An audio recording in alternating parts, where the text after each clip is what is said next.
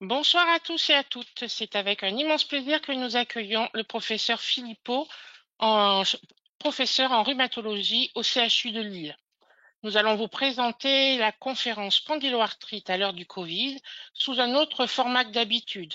À notre demande, certaines ont eu la gentillesse de nous envoyer des questions.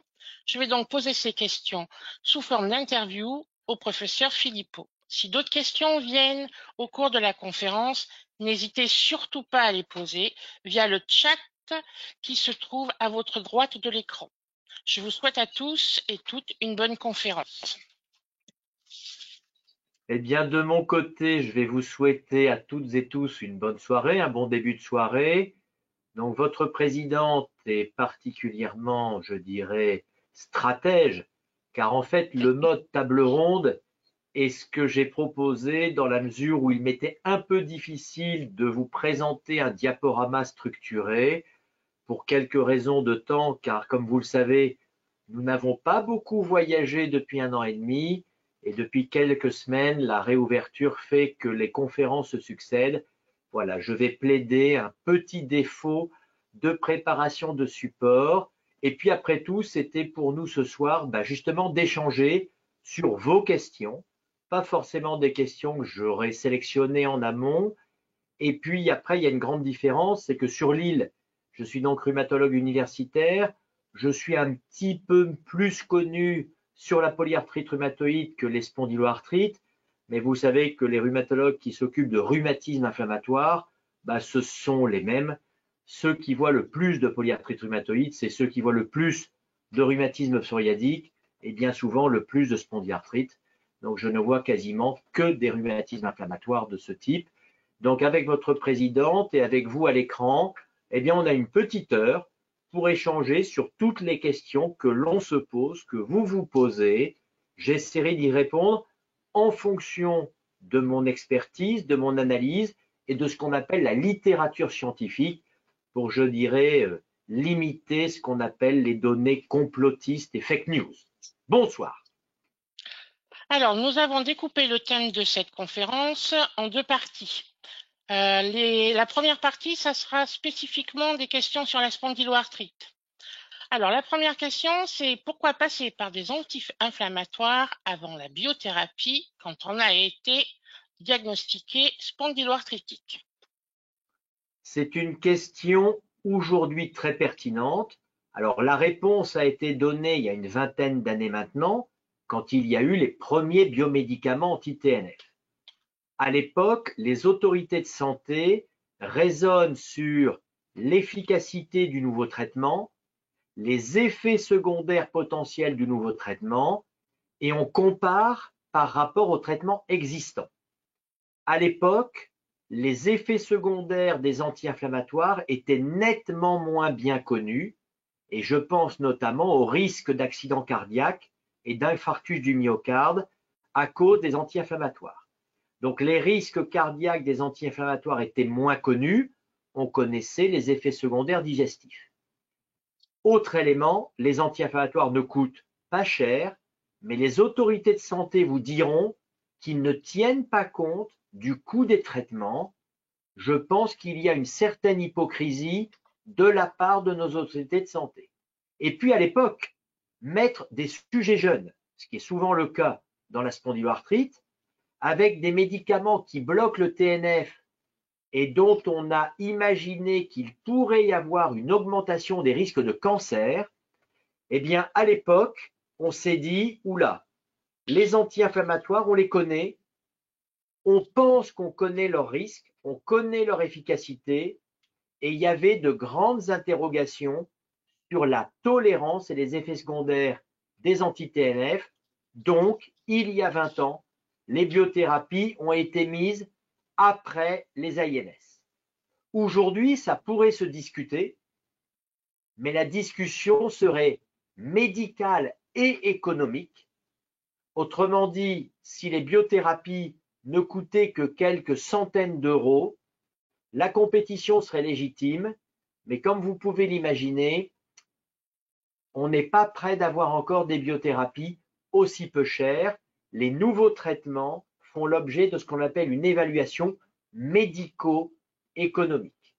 Maintenant, aujourd'hui, pour mettre en route une biothérapie, il faut avoir utilisé 3, même 2 anti-inflammatoires avant, c'est pas beaucoup. Il faut les avoir utilisés chacun sur 1 à 2 semaines.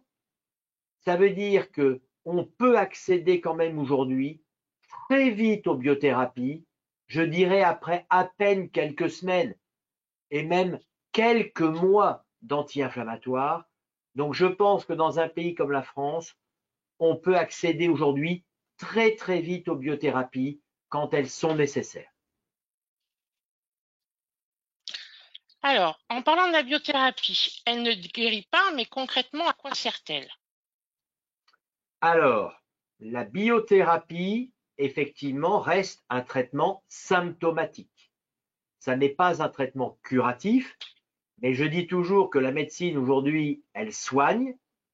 Quand elle peut guérir, bah bien sûr, c'est son devoir, mais c'est très rare.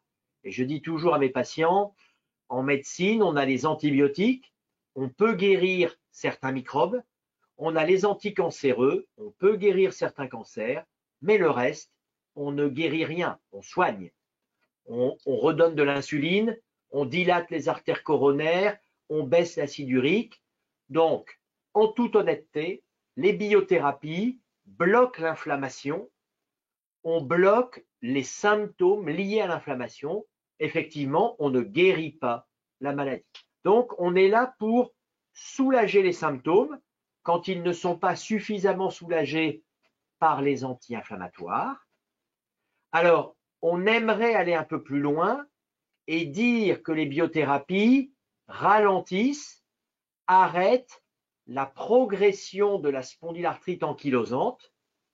Mais vous savez que les études scientifiques montrent une petite efficacité, mais elle est petite.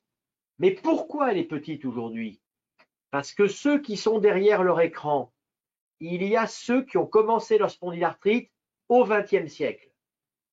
Et quand on démarre une spondylarthrite au XXe siècle, au bout de 15-20 ans, eh bien, on peut évoluer vers la spondylarthrite ankylosante, où la colonne vertébrale s'est ankylosée.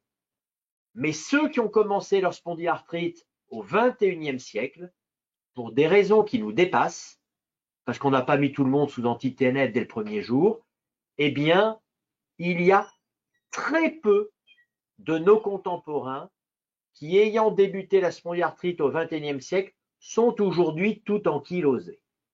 Autrement dit, les maladies évoluent au fil des décennies, au fil des siècles, et vous savez qu'aujourd'hui, on ne parle plus de spondylarthrite ankylosante. Sur le plan scientifique, on appelle ça une spondyloarthrite axiale. Et pour les plus jeunes qui débutent leur spondylarthrite aujourd'hui, ben justement, comme il est devenu très rare de s'ankyloser, on ne va pas leur dire vous avez la spondylarthrite ankylosante, où les gens vont s'imaginer ankylosés au bout de quelques années, avec les photos du XXe siècle et dans nos consultations, les malades du XXe siècle. Donc on dit qu'ils ont une spondylarthrite axiale. D'accord. Alors, quand on prend une biothérapie, peut-on faire un don du sang, un don de plaquettes ou un don d'organes? Alors c'est une question qui m'a déjà été posée et effectivement, les médecins des centres de transfusion sanguine, de prime abord, la réponse est négative. Non. Mais quand on en discute, quand on leur explique, la réponse pourrait être positive. Autrement dit, ça peut se discuter au cas par cas. Je crois qu'aujourd'hui, un sujet jeune qui a une spondylarthrite, qui a une biothérapie anti-TNF ou autre, eh bien, médicalement, il n'y a pas de vraie contre-indication médicale, mais les principes généraux, effectivement, ça peut surprendre parce qu'on dit toujours qu'on a besoin de donneurs de sang. Quand on a de la spondie, on est plutôt plus jeune et on vous dit ah ben non, vous prenez une biothérapie, vous avez une maladie chronique, vous avez de l'inflammation, vous êtes fatigué, donc je vais être très honnête avec vous, rien ne s'oppose véritablement à ce qu'un don du sang soit possible, mais ça passera par une négociation entre le spécialiste et le médecin du centre de transfusion. Honnêtement, c'est bien d'avoir envie de donner, mais c'est compliqué. Voilà. Alors, la réponse que je vous donne, c'est une réponse à laquelle j'ai été confronté, mais qui remonte à déjà une dizaine d'années. Je n'ai pas été confronté à cette question depuis quelques années. Alors, peut-être que les centres de transfusion ont évolué. Je crois que si parmi vous, il y en a un qui donne son sang en ce moment, eh ben, n'hésitez pas à nous envoyer un petit mot, parce que ma réponse, vous l'avez vu, très réservée, c'est une réponse peut-être un petit peu ancienne. Donc, n'hésitez pas à envoyer sur le chat votre réponse, parce que voilà, médicalement, ça n'est pas impossible, mais je pense que c'est compliqué. C'est compliqué, mais comme ils ont besoin de beaucoup de transfuser pour transfuser, ils en manquent énormément. Peut-être que les négociations sont peut-être plus faciles maintenant aussi. Oui, peut-être. C'est pour ça que s'il y en a un ou une qui donne son sang sous biothérapie, voilà, mettez-nous deux petites lignes sur Internet, là sur le chat box, et puis comme ça, on pourra discuter à la lumière de votre réponse. La biothérapie, j'en ai peur parce qu'elle fait souvent prendre du poids. Alors ça, c'est une remarque qui revient très régulièrement, et donc la réponse est oui et non. Alors pourquoi? Eh bien, c'est très simple.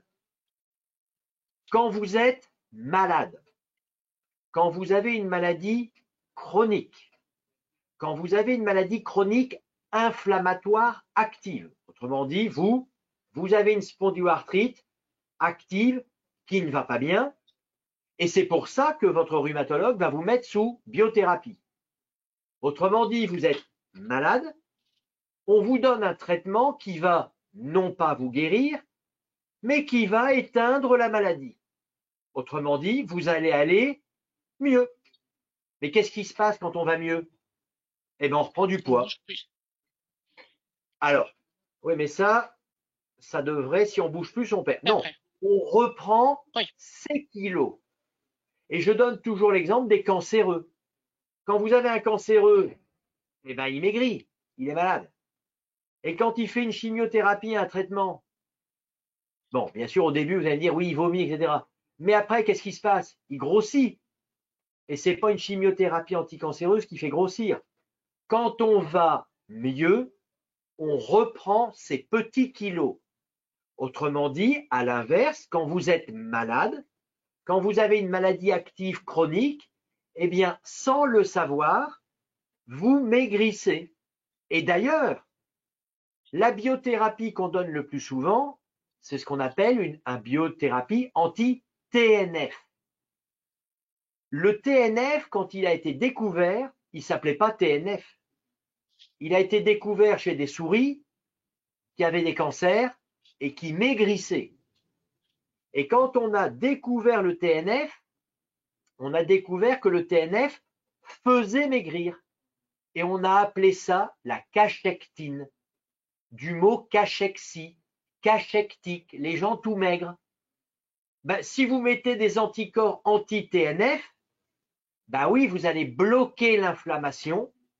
Donc oui, les malades peuvent prendre 2 à 3 kilos en moyenne. Alors, oui, on prend des kilos parce qu'on bloque la maladie qui fait maigrir. Donc, c'est pour ça que je dis oui et non. Donc, ça n'est pas systématique, mais c'est logique. C'est logique. Vous allez mieux, vous bloquez l'inflammation, vous bloquez une maladie chronique, donc vous allez prendre quelques petits kilos. Mais comme l'a dit Madame Lapage, quand on va mieux, on est censé avoir plus d'activité, donc on se dépense un peu plus, et c'est pour ça qu'il y a beaucoup de gens qui ne prennent pas de kilos. Donc tous les scénarios sont possibles, mais oui, il y a une logique à prendre quelques kilos sous biothérapie, surtout anti-TNF. Si ça En parlant arrive, de... voilà, si ça arrive, ben on regarde un petit peu son régime, on regarde un petit peu ce qu'on fait comme activité physique et on se remet un petit peu dans les clous pour perdre les petits kilos superflus. En parlant d'alimentation, quelle est-elle la meilleure pour réduire les inflammations? Alors, c'est très simple. Vous savez peut-être que l'année dernière, le Congrès français de rhumatologie a été l'occasion de présenter les recommandations scientifiques de la Société française de rhumatologie sur les régimes alimentaires dans les rhumatismes inflammatoires chroniques. Alors, vous savez que presque toutes les études concernent la polyarthrite rhumatoïde. Il y a très très peu d'études sur la spondyloarthrite, mais il y en a quelques-unes. Mais les conclusions sont les mêmes. Aujourd'hui, le seul régime recommandé, c'est de bien manger. Bien manger, d'avoir une bonne alimentation, c'est-à-dire un régime un peu de type méditerranéen. Donc un régime équilibré, riche en fruits et légumes, riche en oméga 3, et c'est le seul régime qu'on puisse véritablement recommander. Les régimes d'exclusion n'ont aucune efficacité scientifique démontrée. Donc le régime sans viande rouge, le régime sans produits laitiers, le régime sans gluten, tous ces régimes d'exclusion sont très à la mode, mais scientifiquement, on n'a jamais démontré qu'ils étaient efficaces et utiles. Alors, si moi, ce que je dis à mes patients, si j'ai un de mes patients qui me dit ben, j'ai envie d'essayer, ben, on est libre. Hein. Donc, dans la spondylarthrite, le régime sans gluten est très médiatisé parce qu'il y a des liens avec l'alimentation, les maladies inflammatoires intestinales, sauf que le gluten, c'est ce qu'on appelle la maladie cœliaque. La maladie cœliaque, c'est une maladie auto-immune qui n'a rien à voir avec les spondylarthrites. Ce n'est pas du tout la maladie de Crohn ou la rectocolite, qui, vous le savez, sont chez vous peut-être associées, parce qu'elles sont très proches. Donc, le niveau de preuve scientifique aujourd'hui est nul. Donc, on ne peut pas nous mettre ça le recommander. Mais on sait que les régimes méditerranéens, les oméga 3, ça combat l'inflammation et c'est plutôt bénéfique. En fait, il faut bien manger. Fruits, légumes, un peu de laitage, pas trop de viande rouge, des poissons, des huiles d'olive, etc., des huiles d'oméga 3, d'oméga 6. Voilà, il faut bien manger. Et on a le droit, c'est entre nous, vous ne le répéterez pas, un petit verre de vin par-ci, par-là. C'est Voilà. toujours bon.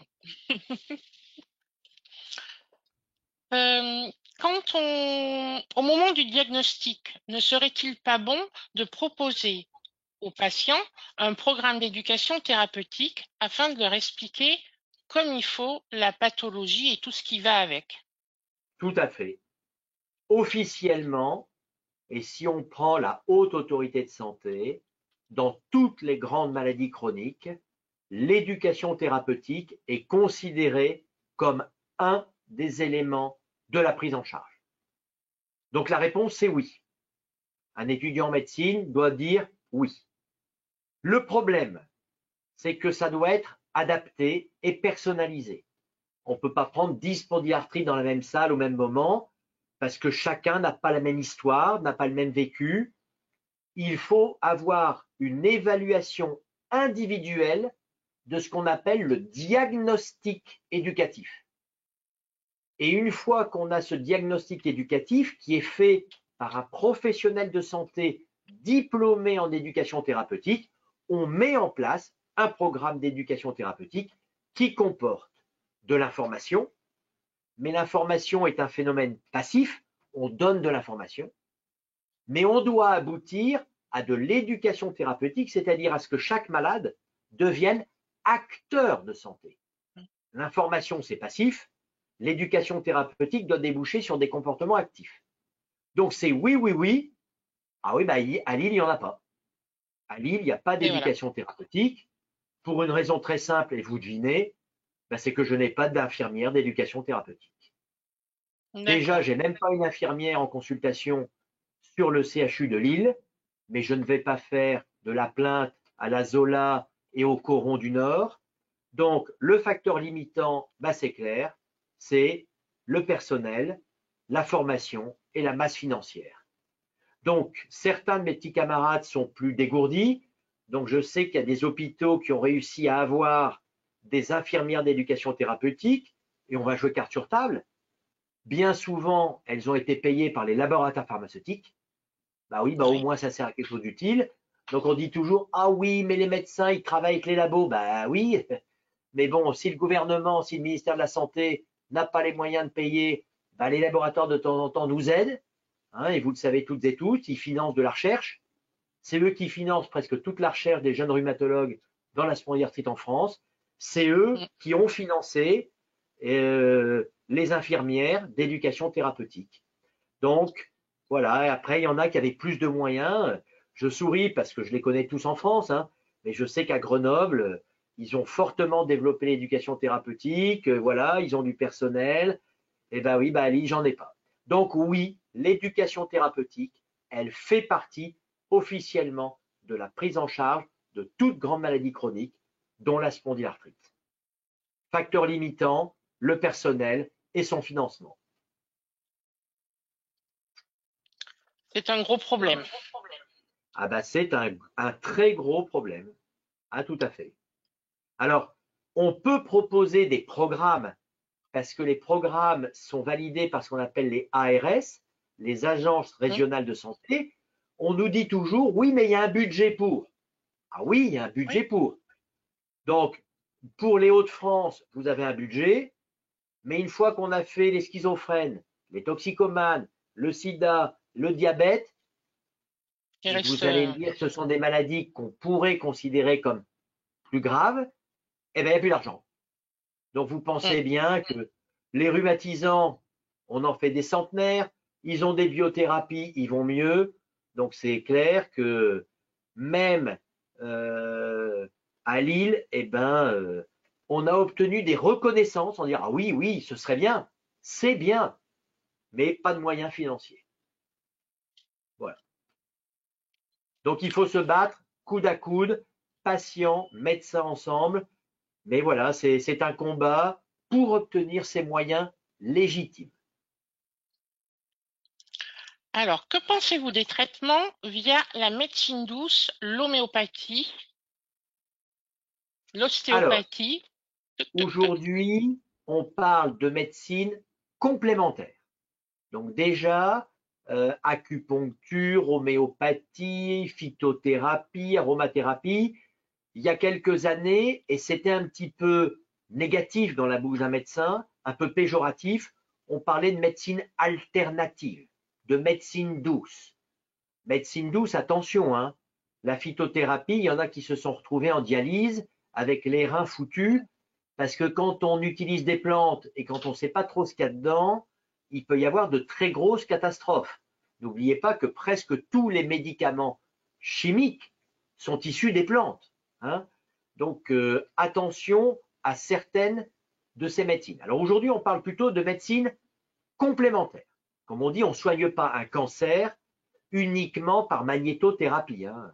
Enfin, vous pouvez si vous voulez, mais bon. Donc, quand on a une grande maladie chronique comme une spondylarthrite, oui, il y a le traitement que vous connaissez, les anti-inflammatoires, et les biothérapies quand elles sont recommandées.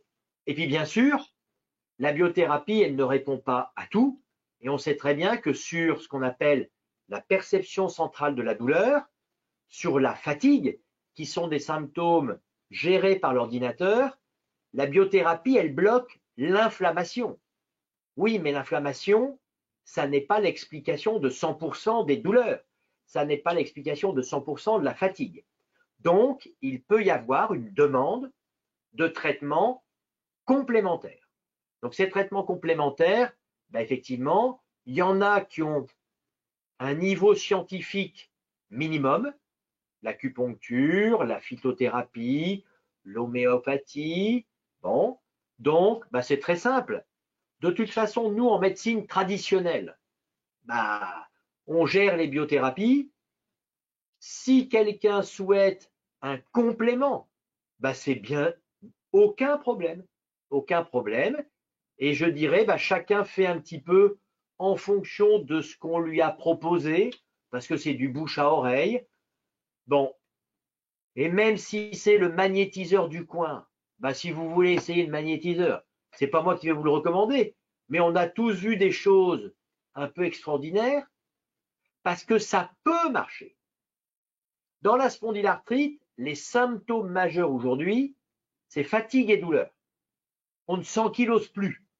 Les prises de sang sont bonnes. Les radios sont bonnes. Fatigue et douleur, ce sont des symptômes que vous vivez et que personne ne voit. Le docteur, il voit rien, hein. Voilà. Donc, à partir du moment où on a bloqué l'inflammation par la biothérapie, si on n'a pas répondu aux symptômes, personne n'ira vous reprocher d'essayer une médecine complémentaire à partir du moment où c'est quand même relativement raisonnable, hein. Bon, à partir du moment où vous n'allez pas vous faire arnaquer sur le plan financier, là j'y reviendrai parce que je sais que ce qui a été très à la mode l'année dernière, c'était la cryothérapie. Vous pouvez Voilà. aller faire, vous geler tout ce que vous voulez à moins 180, sauf que ce n'est pas du tout remboursé, ça peut coûter très cher, donc il ne faut pas non plus faire des dépenses inconsidérées, mais vous pouvez essayer et il ne faut pas non plus qu'il y ait des risques éventuels. Bah, l'homéopathie, il n'y a aucun risque puisque dans les granules, il n'y a rien. Il ne reste plus de principes actifs dangereux. Donc, personnellement, je suis très favorable en médecine complémentaire. Ce que je dis à mes patients, c'est quelles sont les médecines où il y a eu des études seulement pour savoir si c'était un petit peu plus efficace que le placebo, car n'oubliez pas que sur la fatigue et la douleur, n'importe qui, n'importe quoi améliore un être humain sur deux. 50% des gens peuvent être améliorés par le placebo, et pour ceux qui ont une biothérapie, toutes les études montrent que le placebo dans les études biothérapie, il a soulagé quand même un patient sur trois. Un sur trois. Ça veut dire que quand on vous dit mais va voir cet homéopathe, cet ostéopathe et tatati et tatata, à partir du moment où vous allez y aller, en vous disant bah, ça pourrait peut-être marcher, ça marche une fois sur deux. Ouais. Donc, l'effet placebo, alors attention, parce qu'il y en a qui me disent dans les conférences, oulala, effet placebo, il va commencer à me dire que tout est dans ma tête. Ben oui, tout est dans la tête, parce que la douleur et la fatigue, ce sont des affects qui sont intégrés dans les centres de la douleur et c'est dans le cerveau. C'est pas ça qu'il faut dire. C'est bien sûr que c'est dans la tête. La question, c'est que au XXe siècle, les vieux professeurs, quand ils disaient c'est dans la tête, c'était sous-entendu c'est le malade qui invente. Mais non, ça c'est fini. Ça c'était au XXe siècle. Oui, c'est dans la tête et aujourd'hui, le TNF, les cytokines, elles sont dans la tête. Et l'efficacité qu'on peut avoir sur certaines douleurs, sur la fatigue, c'est parce qu'on bloque des substances d'inflammation qui, dans le cerveau, gèrent la douleur, gèrent la fatigue, l'anxiété, la dépression. Ben évidemment. Donc, l'effet placebo, c'est un effet au niveau, ben bien sûr, des centres du cerveau, de l'anxiété, de la dépression, de la douleur, de la fatigue. Et là où nos biothérapies ont une efficacité, mais pas toujours, et il y en a même certains d'entre vous qui me disent « Ah ouais, mais docteur, depuis que j'ai la biothérapie, je suis encore plus fatigué qu'avant. » Bah oui, il y en a, ils font le contraire. Bah oui, ça existe. Donc à ce moment-là, on sait que l'activité physique, Madame Lafarge en parlait, c'est un élément majeur. Scientifiquement, la seule chose qui lutte contre la fatigue et la douleur, c'est l'exercice. Donc c'est reprendre son travail, jardiner, bricoler, voilà. Donc c'est vrai que tous ceux qui se sont éloignés du travail, du sport, du bricolage, du jardinage, des travaux dans la maison, bah oui, je sais que c'est facile à dire pour le docteur quand il n'a pas la spondie active, mais on sait que c'est mauvais. Donc, la première chose, c'est l'activité physique. L'activité physique adaptée, ça ne veut pas dire de reprendre du sport et de faire du marathon, hein. Et puis effectivement, il y a les médecines complémentaires. Et dans les médecines complémentaires, il faut mettre tout ce qui est actif sur ce que l'on vit. Donc toutes les techniques sur la douleur, la méditation pleine conscience, l'hypnose ericksonienne, le psychocomportemental, le psychocognitif, toutes ces techniques, elles sont plus ou moins adaptées à votre personnalité. Alors là aussi, ah oui, on dit toujours, dans les grandes maladies, il faut une prise en charge globale.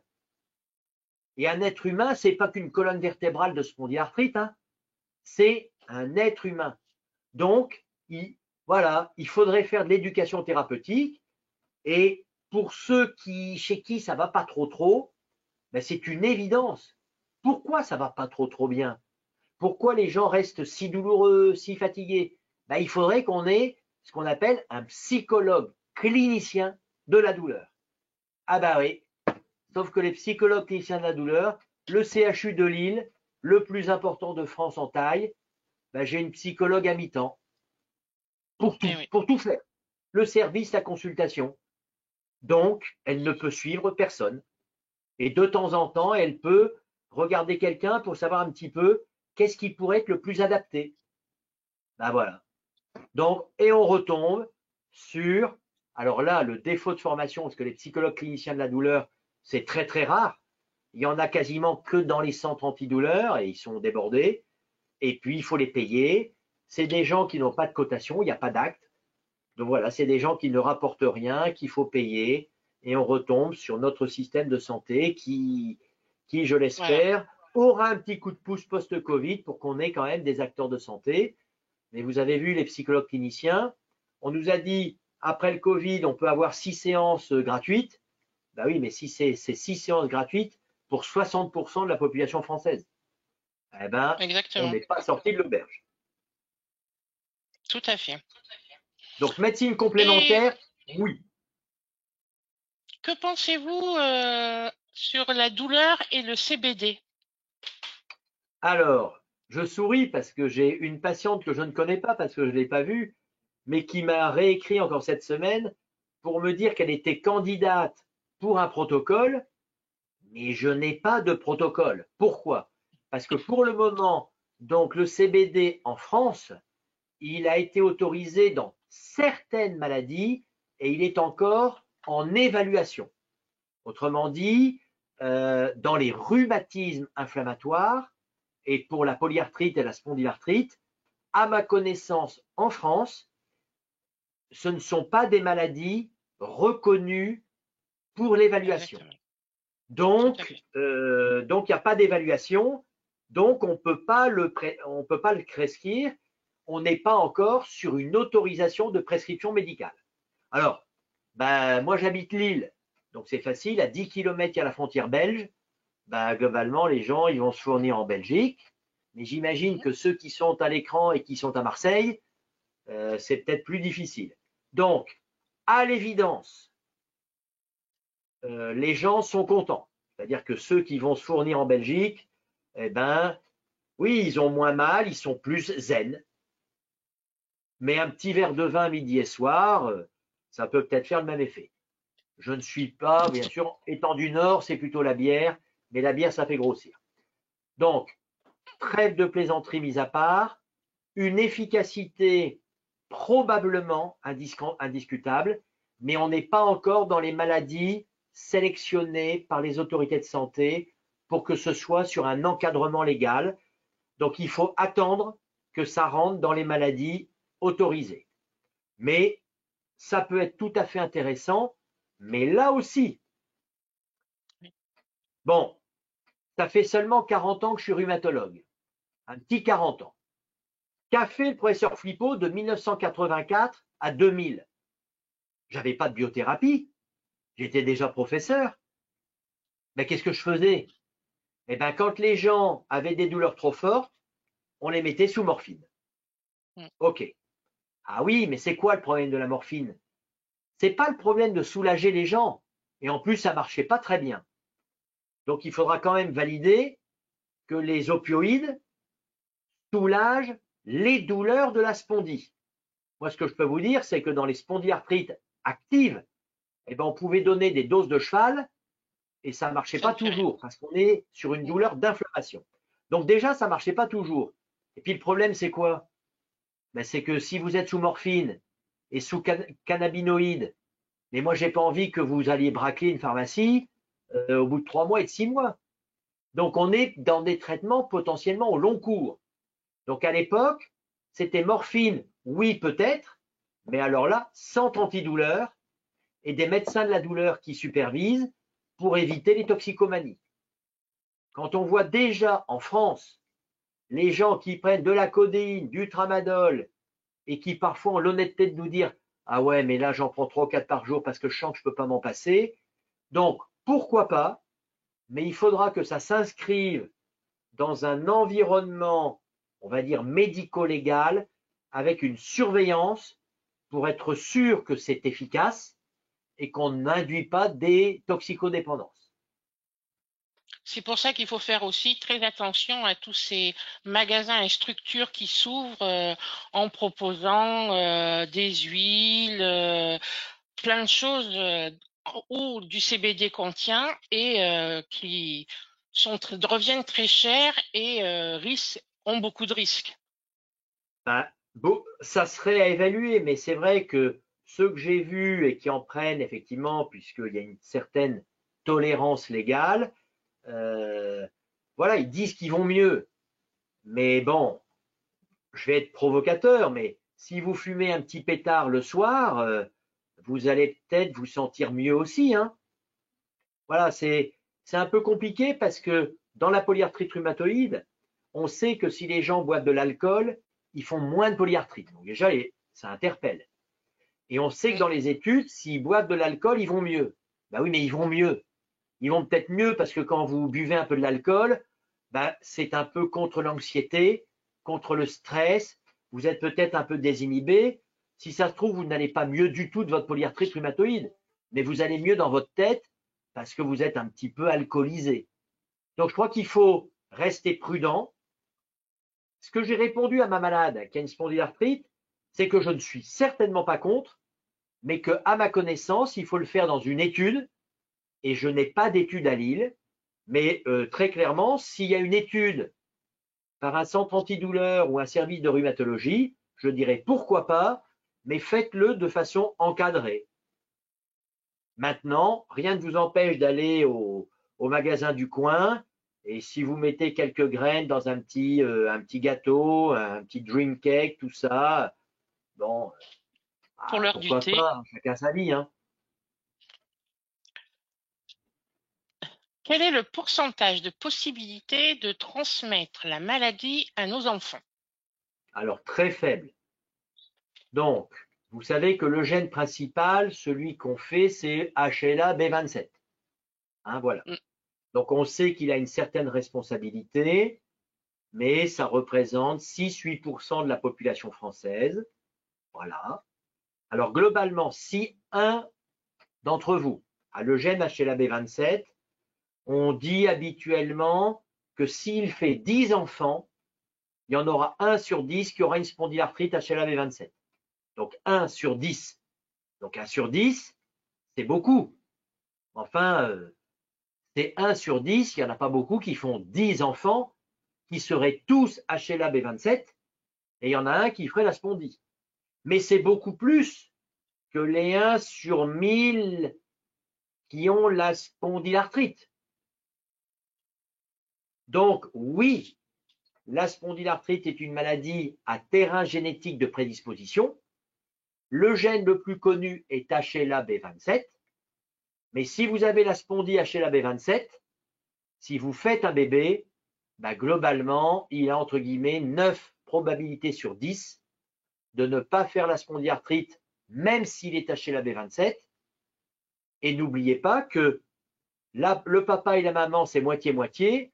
Donc, si vous avez taché la B27, vous pouvez très bien donner à votre enfant votre génétique qui n'est pas HLA B27. Donc, vous pouvez avoir des enfants qui ne sont pas HLA B27. Donc voilà, les notions de génétique évoluent beaucoup. Je suis modeste car je ne suis pas spécialiste de la génétique de la spondyarthrite, mais le message c'est clair.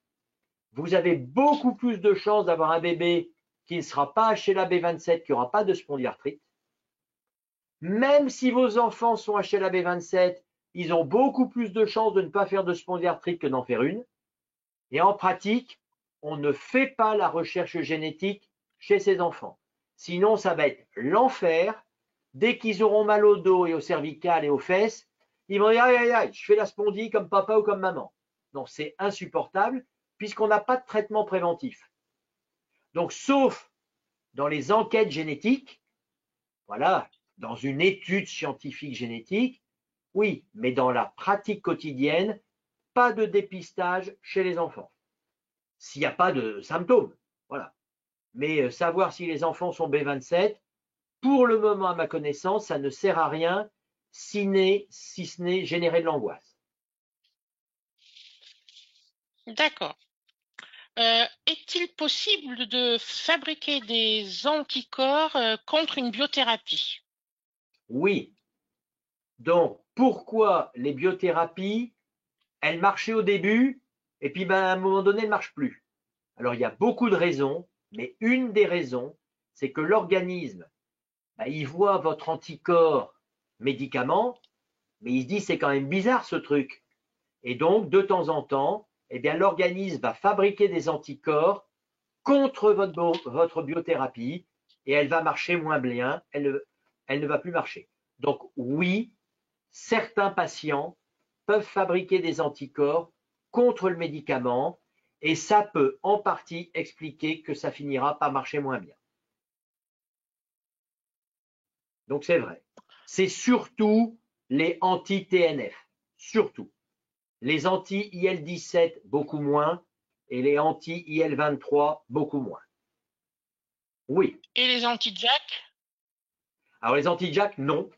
Les anti-JAK, ce sont des produits chimiques, ce ne sont pas des biothérapies, ce sont des chimiothérapies, ce sont des produits chimiques.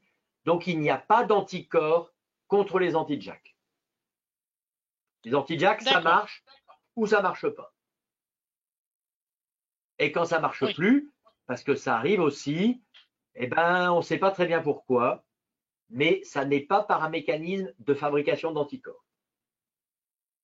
Madame Lafarge, il nous reste un quart d'heure. Alors, je ne sais pas s'il y a beaucoup de questions Exactement. sur Covid, mais je vous laisse gérer. Hein, Je sais. Je vais essayer de compacter parce le que comme je ne Covid. sais pas le nombre de questions qui restent, je papote, je papote.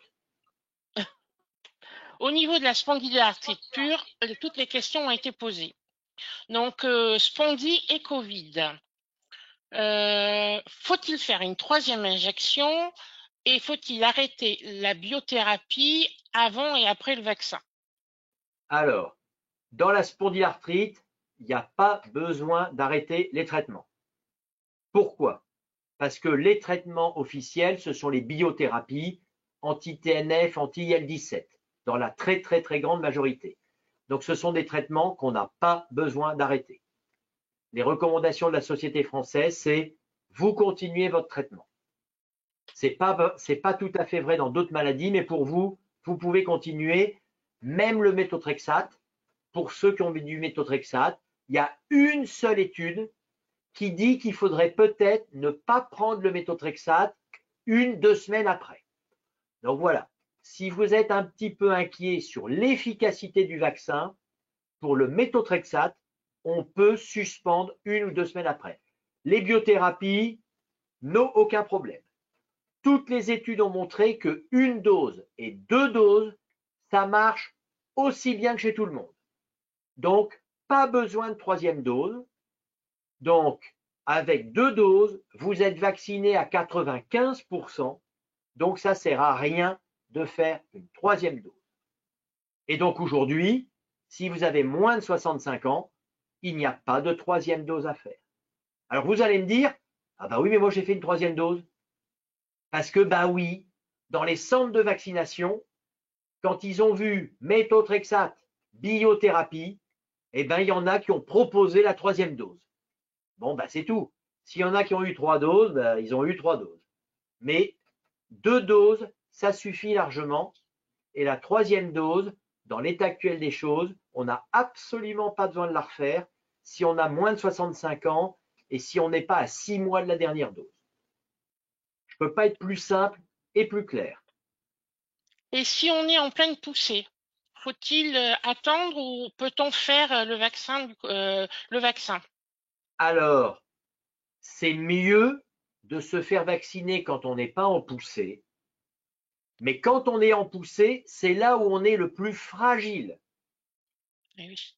C'est-à-dire que si on attrape la Covid alors que la maladie est active, c'est moins bien. Donc, ça se discute, mais des spondylarthrites en forte poussée, c'est vraiment rare. En tout cas à Lille, parce qu'ils sont très bien soignés. Donc, il vaut mieux vacciner quand on n'est pas en poussée. Si c'est une petite poussée, voilà, on peut attendre une semaine ou deux, revoir un petit peu où on est le traitement. Mais le plus important, c'était de se faire vacciner. Et aujourd'hui, plus de 90% des malades sont vaccinés. Et ceux qui ne sont pas vaccinés, ce sont en général des gens, et on ne peut pas leur en vouloir, qui sont des victimes de ce qu'on appelle le complotisme, donc qui ont vu, qui ont lu que le vaccin allait rentrer dans le noyau, enfin, des choses absolument incroyables. Bon, honnêtement, on n'a pas le temps de se battre avec des anti-vax. Donc, s'ils sont moins de 10%, eh bien, le reste de la population se sera vacciné pour eux. J'espère qu'ils nous diront merci de s'être vaccinés à leur place. C'est le minimum de la reconnaissance qu'ils pourront avoir. Alors, Tout sur à la fait. vaccination, parce qu'il y a toujours des anti-vax, on va être très clair, hein. Il y a quelques mois, j'avais dit pourquoi on se vaccine. Alors, vous allez me dire, de toute façon, tous les médecins, ils sont à la solde de l'industrie pharmaceutique et des vaccins. Non, pas du tout, hein. On se vaccine d'abord pour soi, pour éviter les formes graves. On est tous égoïstes.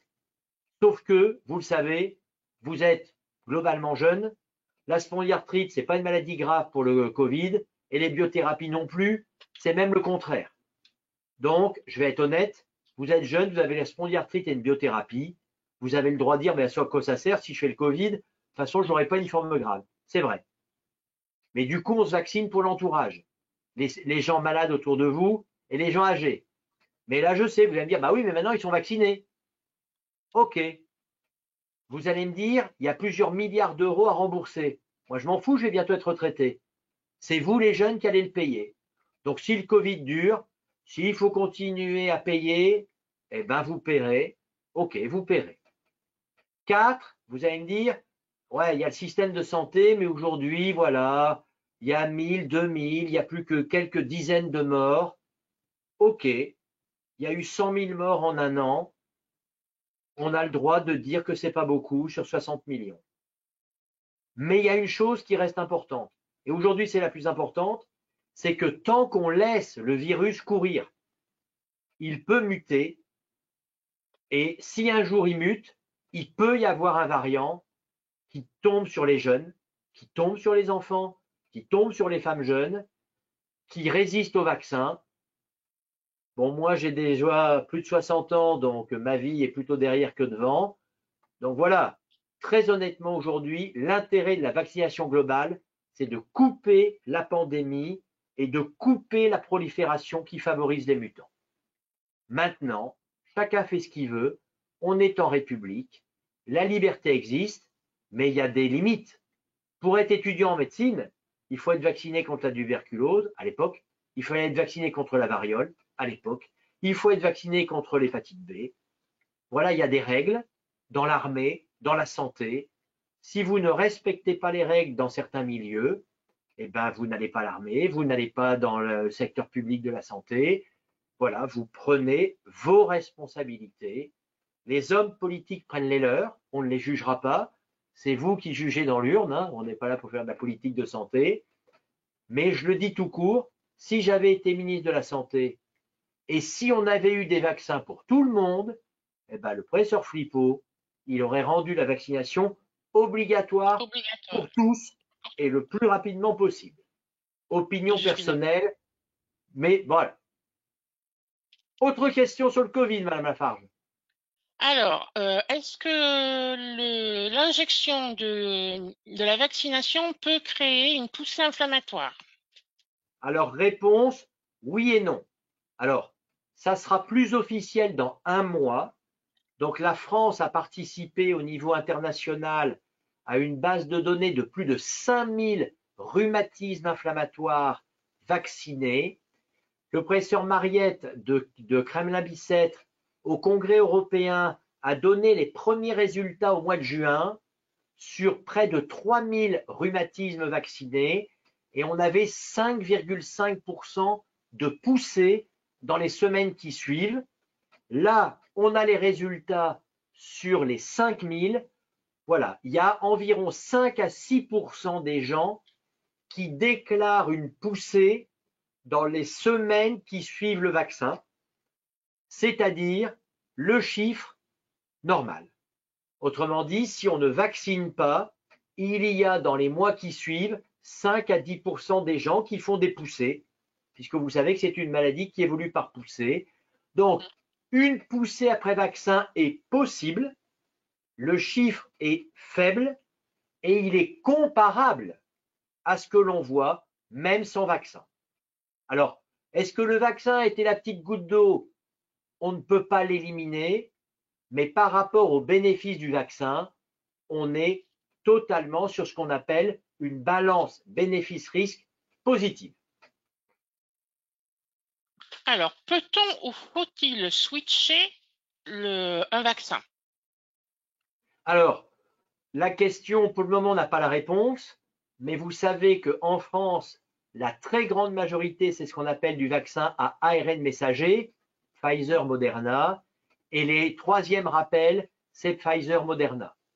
Donc, la question ne se pose pas trop, mais il y en a qui disent que si on pouvait avoir un Pfizer et un AstraZeneca, ce serait mieux, mais il faut tenir compte de l'âge et du sexe.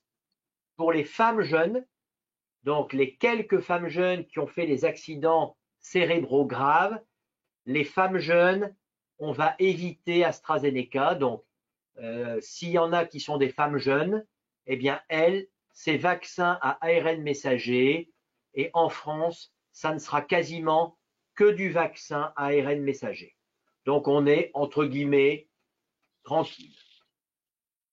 Bon, il y a quelques Faudrait... accidents graves, hein, bien sûr. Ah oui, Personne ne peut dire qu'il n'y a pas eu d'accident grave après vaccination, mais c'est toujours pareil. Mais c'est ce que vous connaissez tous, hein, vous avez peut-être fait la rougeole. Voilà, s'il n'y a pas de vaccin, je crois que le chiffre en France, c'était une centaine d'enfants débiles avec des encéphalites. Avec le vaccin, il n'y en a que 10. Donc, il y a 90 enfants sauvés grâce au vaccin. Alors voilà, vous allez dire, ah bah oui, mais du coup, on vaccine les centaines de milliers d'enfants tous les ans.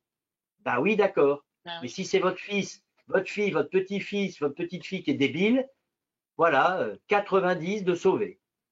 Donc là, pour la Covid, j'ai pas besoin de vous faire un dessin. On a eu jusqu'à 100 morts, 150 morts par jour. Voilà, voilà. Et la cinquième Faudrait... vague, il y a quand même Oui, beaucoup, beaucoup moins de morts. Et c'est pas vraiment parce qu'on a amélioré les traitements. Oui, un non. peu. En réanimation, il y a des progrès. Deux petits progrès qui font 10-15% de morts en moins. Ouais, 10-15% de morts en moins. Enfin, vous avez vu les chiffres sur la cinquième vague, on a quand même été jusqu'à une cinquantaine de morts par jour. Ouais, C'était plus des papis-mamies de 70 ans, hein. C'était non, 55 ans d'âge moyen, hein. Alors vous avez le droit de me dire, ah oui, 55 ans, c'est vieux. Ouais, ben, on verra. non, tout à fait. Donc, faudra-t-il se faire vacciner contre la Covid tous les ans comme le vaccin de la grippe? Donc, on ne sait pas, mais c'est possible. Voilà. Tout va dépendre de la durée de la protection des vaccins après 2 et 3 doses, et tout va dépendre des mutants, de ce qu'on appelle les variants.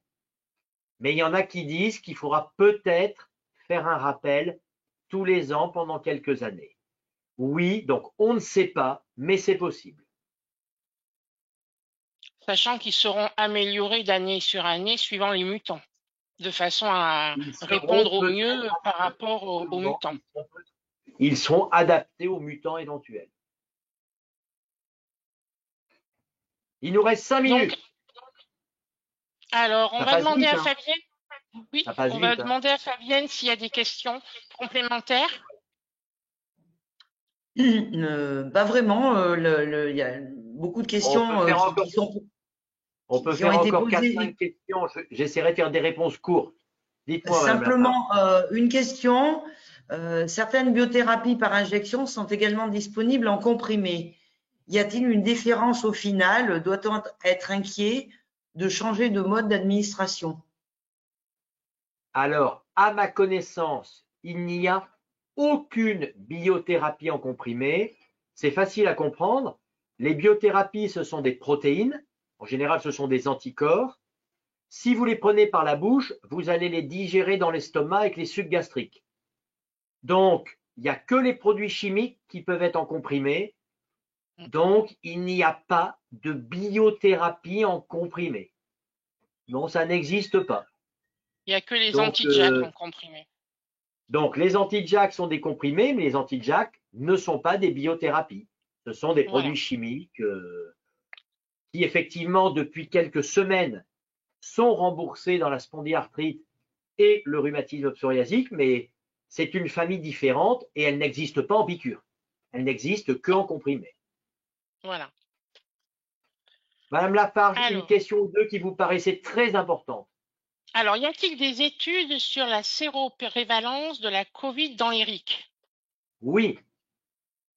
Donc la réponse est oui, très très peu. Alors bien sûr, c'est très très variable. Je souris parce qu'il y a des choses qui ne sont pas encore présentées dans les congrès, qui ne sont pas publiées, mais on va dire que avec les biais de recrutement, parce que ce sont des gens qui ont fait la prise de sang. Donc, c'est des gens qui venaient en consultation, etc. Mais on a des chiffres d'environ 10%. En France, ça dépend des régions, parfois un petit peu en dessous de 10%, parfois un petit peu au-dessus de 10%.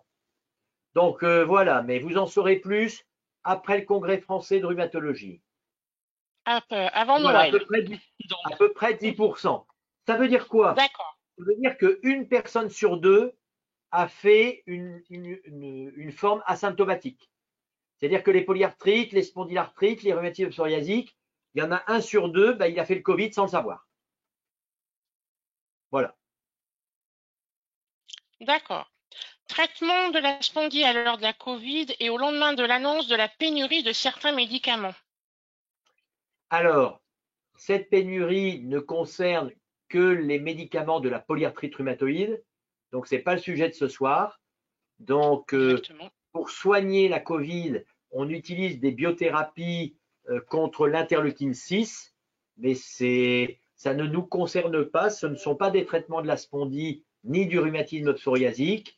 Donc, dans la polyarthrite rhumatoïde, il y a beaucoup de traitements, beaucoup plus que dans la spondie. Donc, ne soyez pas inquiets, ça ne vous concerne pas et ça ne vous concernera pas. Il n'y aura pas de rupture sur les anti-TNF, les anti-IL-17, les anti-IL-23 et les JAK inhibiteurs. Donc, vous pouvez être tranquille, on aura toujours tout ce qu'il faut. Et pour les Écoutez, polyarthrites rhumatoïdes, c'est oui, autre là, chose. vous voyez, parce que globalement, il y en a un qui est en pénurie mondiale, donc on donne le deuxième en espérant que le deuxième ne sera pas en pénurie. On verra bien. Oui, tout à fait. Donc, nous sommes arrivés au bout de toutes les questions. Et c'est pas beau, il est 20h00. Hein, c'est formidable. On C'est est, bien, hein, hein, on a fait ça comme des pros. mais c'est votre cas, chère Donc, madame. merci beaucoup, Monsieur Philippot, pour votre disponibilité et votre intervention, qui, je pense, a répondu à beaucoup de questions de tous nos internautes. Merci aux internautes d'avoir encore été très nombreux à nous écouter.